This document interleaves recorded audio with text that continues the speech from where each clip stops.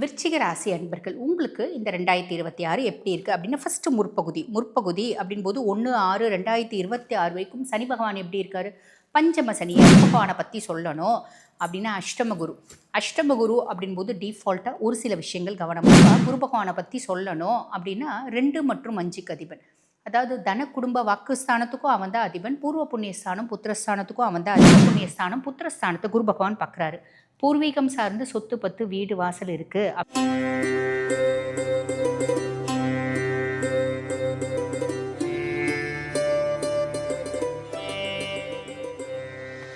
வணக்கம், நான் டாக்டர் தீபா லாலன். இன்னைக்கு நம்ம என்ன டாபிக் பற்றி டிஸ்கஸ் பண்ண போகிறோம் அப்படின்னா புத்தாண்டு ராசி பலன். ஒவ்வொரு புத்தாண்டும் நம்ம எல்லாருக்கும் பார்த்திங்கன்னா ஒரு பெரிய கனவு அப்படின்ட்டு இருக்கும். இந்த வருஷமாவது நம்மளுக்கு நல்லது நடந்துராதா, இந்த வருஷமாவது நம்ம சந்தோஷமாக இருக்க மாட்டோமா, இந்த வருஷமாவது முன்னேற்றம் வராதா, இப்படி பலவிதமான கனவுகள் ஒவ்வொருத்தவங்களுக்கும் இருக்க தான் செய்யும். எனக்கும் சேர்த்து அந்த மாதிரி கனவுகள் இருக்க தான் செய்யும். அப்படிப்பட்ட நம்ம எல்லாருக்கும் இந்த 2026 என்ன மாதிரி பலன்கள் வரப்போகுது பார்த்துடலாம். அதுக்கு முன்னாடி இந்த பதிவை பார்த்துட்டு இருக்க அத்துணை நல்லுள்ளங்களுக்கும் அன்பான சூப்பரான 2026 இந்த 2026 அமையட்டும். ஆக அனைவருக்கும் இனிய புத்தாண்டு நல்வாழ்த்துக்கள். நேரத்தை வீண் பண்ணாமல் சட்டன் பலன்களை பார்த்துடலாம் வாங்க. விருச்சிக ராசி அன்பர்கள் உங்களுக்கு இந்த 2026 எப்படி இருக்குது அப்படின்னா ஃபஸ்ட்டு முற்பகுதி அப்படின்போது 1/6/2026 வரைக்கும் சனி பகவான் எப்படி இருக்கார்? பஞ்சம சனியாக இருக்கார். பஞ்சம சனி உங்களோட பஞ்சங்களை எல்லாம் போக்கக்கூடிய ஒரு பொசிஷனில் உட்கார்ந்துட்டு இருக்காரு. ஸோ எல்லா ஆஸ்பெக்ட்லேயும் அவன் நல்லது அப்படின்றது செஞ்சுடுவான். ஆனால் பூர்வீகம் சார்ந்து சொத்து பத்து வீடு வாசல் பிரச்சனை இருக்குது அப்படின்னா அது தொடரும். அது கோர்ட்டில் இருக்குங்க. அது இந்த காலகட்டத்தில் சாத்தியமாக, அதாவது சாதகமாக வந்துடும். ஆனால் முற்பகுதியில் சாதகமாக வரத்துக்கு வாய்ப்பு ரொம்ப கம்மி. பிள்ளைங்க ரீதியாக இருந்து வந்த மனக்குழப்பம் மனசஞ்சலம் அப்படின்றது ஓரளவு தொடர்றதுக்கு வாய்ப்பு உண்டு. பெருசாக யோசிக்காதீங்க அப்படின்னு சொல்லலாம். ராகு பகவான் 4ஆம் பாவம் சுகதாயார் ஸ்தானத்தில் ராகு. என்னோட கம்ஃபர்ட் முதல்ல இருந்ததை விட இப்போ வேற லெவலில் அதிக வரைக்குங்க. ஏன்னா ராட்சஸ் சுகஸ்தானத்தில் உட்காந்துட்டுருக்கான். ராட்சஸ் சுகஸ்தானத்தில் உட்காந்துட்டுருக்கா அப்படின்போது நீங்கள் சாதாரணமாக ஒரு கம்ஃபர்ட் லெவல் எதிர்பார்க்குறீங்கன்னு வச்சுக்கோங்களேன். ரொம்ப சிம்பிள். நான் ஒரு கார் வாங்கணும் அப்படின்னு ஆசைப்பட்றேன். நான் சாதாரண கார் வாங்கணும் அப்படின்னு ஆசைப்பட்றேன். நான் நேராக போயிட்டு லக்ஸரியஸ் கார் வாங்கிட்டு வந்துடுவேன். அந்த மாதிரி ஒரு அமைப்பு அப்படின்னு சொல்லலாம். அம்மானோட சப்போர்ட் பரிபூர்ணமாக இருக்கும். குருனோட பார்வை இருக்குது. அப்போ நல்லதை பற்றி மட்டும் யோசிக்கலாம். குரு சண்டால யோகம் இருக்கிறதுனால ராகுனால உங்கள் கம்ஃபர்ட் அதிகமாகும். உங்கள் அம்மானோட சப்போர்ட் கிடைக்கும். நீங்கள் முதல்ல இருந்ததை விட இப்போ இன்னும் கொஞ்சம் ஒரு வாடகை வீட்டில் இருக்கீங்க அப்படின்னா சொந்த வீடு வாங்கிட்டு போகிறதுக்கான பிராப்தம் அப்படின்னு சொல்லலாம். இதெல்லாம் ஒரு பெரிய ப்ளஸ். கேத்து 10ஆம் பாவம் தொழில் ஸ்தானத்தில் கேத்து. நிறைய பேருக்கு பார்த்திங்கன்னா வெளிநாட்டில் போய் தொழில் செய்கிறதுக்கான பிராப்தம்.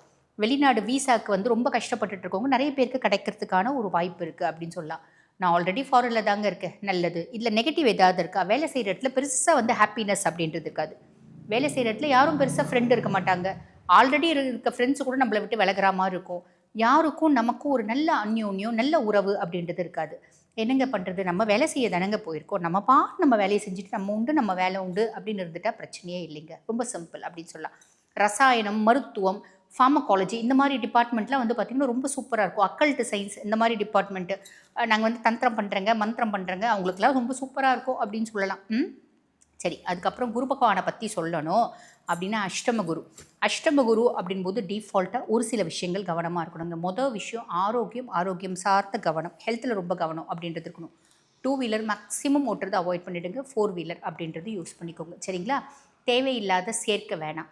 எந்த சேர்க்கை சேர்றதா இருந்தாலும் அது தேவையில்லாத நல்லவங்களா கெட்டவங்களா நம்மளுக்கு தெரிய வாய்ப்பு கிடையாது. அப்போ ரொம்ப எளிமையான விஷயம் என்ன அப்படின்னா உங்களோட சீக்ரஸீஸை ஷேர் பண்ணாதீங்க. அவ்வளோதான், ரொம்ப சிம்பிள்.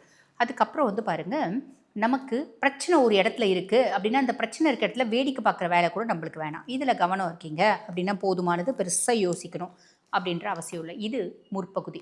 அப்படியே பிற்பகுதிக்கு வாங்க. பிற்பகுதி அப்படின்போது 1/6/2026 2026 முடிய சனி பகவான் பஞ்சம சனியாக தான் இருக்கார். உங்களோட பஞ்சங்களை எல்லாம் போக்கக்கூடிய பொசிஷனில் சனி இருக்கா. அதுக்கும் மேலே குருனோட 9ஆம் பார்வை சனி மேலே படியுது. அப்போ சனி உங்களோட பஞ்சங்களை எல்லாம் சட்டு பட்டுன்னு பார்த்திங்கன்னா கிளியர் பண்ணுறதுக்கான ஒரு வாய்ப்பு அப்படின்னு சொல்லலாம். பூர்வீகம் சார்ந்து சொத்து பத்து வீடு வாசல் கோர்ட்டு கேஸு பிரச்சனை நமக்கு சாதகமாக வர்றதுக்கான வாய்ப்பு. பூர்வீகம் சார்ந்து சொத்து பத்து எங்களுக்கு கோர்ட்டில் இருக்குங்க, out of the court settlement பண்ணிக்கலாம் அப்படின்னு நாங்கள் பிளான் பண்ணுறோம். தாராளமாக மத்தியஸ்தர்களை வச்சு செட்டில்மெண்ட் பண்ணிக்கலாம், பிரச்சனை கம்மி. ஓகேங்களா? ஸோ இந்த மாதிரி அமைப்புலாம் இது ஒரு டபுள் ப்ளஸ் அப்படின்னு சொல்லிக்கலாம். அதுக்கப்புறம் ராகு 4ஆம் பாவம் சுகஸ்தானத்தில் ராகு குருனோட பார்வை இல்லை. அப்போ நான் என்ன பண்ணுவேன், எனக்கும் அது சுகஸ்தானம் மட்டும் இல்லை, என்னோட தாயார் ஸ்தானம், எனக்கும் எங்கள் அம்மாவுக்கும் ஒரு வாக்குவாதம் வரத்துக்கு வாய்ப்பு உண்டு. அம்மாவுக்கு உடல் சார்ந்த உபாதைகள் வரத்துக்கு வாய்ப்பு உண்டு. அம்மாவுக்கும் எனக்கும் அந்யோன்யமின்மை அப்படின்றது வரத்துக்கு வாய்ப்பு உண்டு. புரியுதுங்களா? அப்போ அம்மானோட ஹெல்த்தில் வந்து கவனம் அப்படின்றது வச்சுக்கணும். அதே மாதிரி பார்த்திங்கன்னா அம்மாவுக்கும் உங்களுக்கும் மனஸ்தாபம் வருது அப்படின்னு விட்டு கொடுத்து அமைதியாக இருக்கீங்கன்னா பிரச்சனை கிடையாது. கேது சேம் பொசிஷன், கேதுனால எந்த வித ஒரு மாற்றமும் கிடையாது. அதாவது முற்பகுதியிலும் பிற்பகுதியிலும் சேம் பலன்களை தான் அவர் கொடுக்க போகிறாரு அப்படின்னு சொல்லலாம். அதுக்கப்புறம் குரு பகவானை பற்றி சொல்லணும் அப்படின்னா குரு வந்து பாக்கிய குருவாக வர்றார். பாக்கிய குரு ஏதோ ஒரு விதத்தில் குட் லக், ஃபார்ச்சூன், அதிர்ஷ்டம், மேன்மை, முன்னேற்றம் கொடுப்பார்.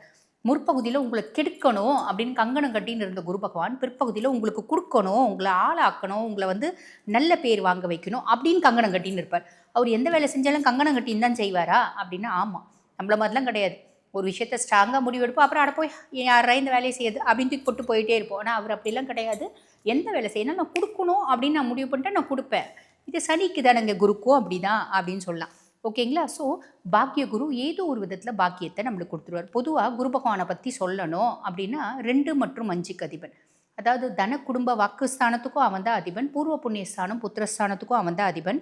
அவன் பாக்கியஸ்தானத்தில் வந்திருக்கிறதுனால நிறைய பாக்கியங்கள், அதிர்ஷ்டம், மேன்மை, முன்னேற்றம் அப்படின்றத கொடுத்துருவான், டவுட் வேண்டாம். அதுக்கும் மேலே குரு பகவான் வந்து பாக்கியஸ்தானத்துலேருந்து அவரோட பார்வை இருக்குது பார்த்தீங்களா, 1, 3, 5 இந்த பார்வை எப்படி இருக்குது அப்படின்னா உங்கள் சுயஸ்தானத்தை ஃபஸ்ட்டு பார்க்குறாருங்க. விருச்சிகம் எப்பயுமே வந்து பார்த்திங்கன்னா ஒரு விஷயத்தை தீர்க்கமாக முடிவு பண்ணுவாங்க. இதை இன்னைக்கு இப்போ இந்த செகண்ட் செஞ்சே தீர்வேன் அப்படின்ற மாதிரி ஒரு பெரிய சபதம்லாம் எடுப்பாங்க. நாளைக்கு வந்து என்னப்பா நேற்று இந்த விஷயத்தை செஞ்சே தீர்வேன்னு ஒரு பெரிய சபதம் எடுத்தியே, செஞ்சிட்டியா அப்படின்னு கேட்டால் அது நேற்று, இது இப்போது அப்படிம்பாங்க. மனசு வந்து பெருசாக ஸ்டேபிளாக இருக்காது. அதுதான் விருச்சிகம். காரணம் என்ன அப்படின்னா சந்திரன் நீச்சம் அடையக்கூடிய ராசி அப்படின்றதுனால இன்பில்ட்டாகவே அவங்களுக்கு மனசில் ஸ்டேபிள்னஸ் அப்படின்றது இருக்காது தான். அப்படிப்பட்ட விருச்சிக ராசி அன்பர்களுக்கு குரு பகவான் சுயஸ்தானத்தில் பார்க்கும்போது நான் ஏதாவது ஒரு முடிவு பண்ணேன் அப்படின்னா அந்த முடிவை பக்காவாக ஸ்டிக் ஆன் பண்ணிப்பேன், கரெக்டாக செஞ்சு முடிக்கிற வரைக்கும் மனசு மாறவே மாட்டேன் அப்படின்ற எண்ணம் வரும். அதே மாதிரி பார்த்திங்கன்னா கடவுளை வழிபாடு பண்ணணும். நம்மக்கிட்ட என்னென்ன தேவையில்லாத குணாதிசயங்கள் இருக்குது, அந்த தேவையில்லாத குணாதிசயங்களை மாற்றிக்கணும்.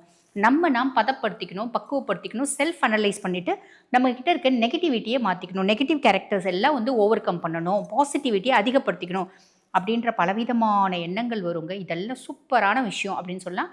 அதுக்கும் மேலே 3ஆம் பாவத்தில் குரு பகவானுடைய பார்வை. என் தம்பி தங்கச்சிக்கு வந்து பார்த்திங்கன்னா எனக்கு ரொம்ப சப்போர்ட்டிவாக இருக்காங்க. என்னோட தைரியம் வேறு லெவலில் இருக்குது. விருச்சிகத்துக்கு எப்பயுமே தைரியம் உண்டு. இப்போ அறிவும் அந்த தைரியமும் ஒன்று சேர்ந்துக்கும் அப்படின்னு சொல்ல இன்னும் கொஞ்சம் பெஸ்ட்டாக இருக்கும் அப்படின்னு சொல்ல. அதே மாதிரி பூர்வ புண்ணியஸ்தானம் புத்திரஸ்தானத்தை குரு பகவான் பார்க்குறாரு.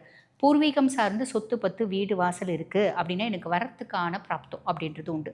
பூர்வீகம் சார்ந்து நல்ல செய்தி எனக்கு வரத்துக்கான பிராப்தம் அப்படின்றது உண்டு. அதே மாதிரி குழந்தைங்க ரீதியாக இருந்து வந்த மனக்கசப்பு, மனசஞ்சலம், மனக்குழப்பம் இதெல்லாம் மாறுறதுக்கான காலம் சொல்லலாம். ஆக விருச்சிக ராசி அன்பர்களுக்கு முற்பகுதி எப்படி இருக்குது, பிற்பகுதி எப்படி இருக்குது அப்படின்னா பிற்பகுதி எக்ஸலண்ட்டாக இருக்குது அப்படின்னு சொல்லலாம். ப்ராப்பராக யூட்டிலைஸ் பண்ணிக்கினீங்க அப்படின்னா நல்லது நடக்கும், நல்லது மட்டுமே நடக்கும். இப்போ நான் சொல்லியிருக்க பலன்கள் வந்து பார்த்திங்கன்னா உங்கள் ராசிக்கான ஒரு பொதுவான பலன்கள். இந்த பதிவை பார்த்துட்டு இருக்கோங்க அம்மா, எங்களோட சுய ஜாதகத்தை நாங்கள் வந்து அனலைஸ் பண்ணிக்கணும். இந்த 2026ஆம் ஆண்டு எங்களுக்கு எவ்வளோ நல்லது நடக்கும், இல்லை பல முக்கியமான விஷயங்கள் இருக்குது, பல முக்கியமான பிரச்சனைகள் இருக்குது, அந்த பிரச்சனைகள் தீருமா தீராதா, இந்த மாதிரி பல கேள்விகளுக்கு வந்து பார்த்திங்கன்னா உங்கள் சுய ஜாதகம் ஒரு இண்டெக்ஸாக இருக்கும். உங்கள் சுய ஜாதகத்தை அனலைஸ் பண்ணிக்கணும் அப்படின்னா நான் பேசிகிட்டு இருக்கும்போது என்னோடய வாட்ஸ்அப் நம்பர் கொடுத்துருப்பாங்க. அந்த வாட்ஸ்அப் நம்பருக்கு கால் பண்ணி அப்பாயின்மெண்ட் ஃபிக்ஸ் பண்ணி என்கிட்ட பேசிக்கலாம். தேங்க்யூ.